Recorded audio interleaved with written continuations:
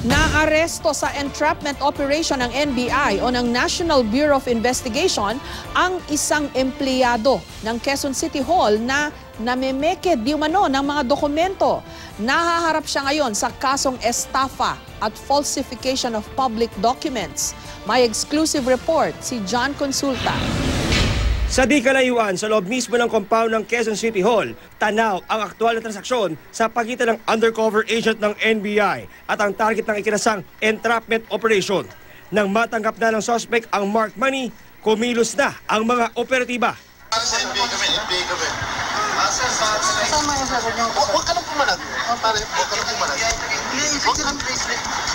Agad pinosasan at isinakay sa sasakyan ang 30 taong gulang na si Adrian Patrick Ubaldo, Office Aide ng Public Employment Service Office ng Quezon City Hall. Ayon sa NBI-NCR, matagal na raw na nagpapakilalang taga-ayos ng mga dokumento tulad ng license to own at permit to carry firearms ang suspect sa halagang 25,000 pesos.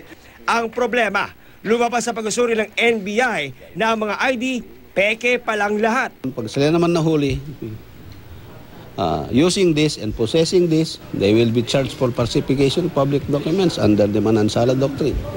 Nakaharap namin si Ubaldo at sinubukang kunin ang kanyang panig, pero tumanggi siya magbigay ng pahayag sa harap ng kamera. His mother is the chief of the administrative division of Quezon City. Malakas ang loob niya doon. Kasi doon palagi ang transaksyon. Ano yung ikakaso natin dito sa suspect? Estafa through falsification of public documents. Target niya ng NBI na matuntun ang iba pa mga posibleng naging biktima ng modus ng suspect at maaresto ang nasa likod ng paggawa ng mga peking dokumentong ito. John Consulta, GMA News.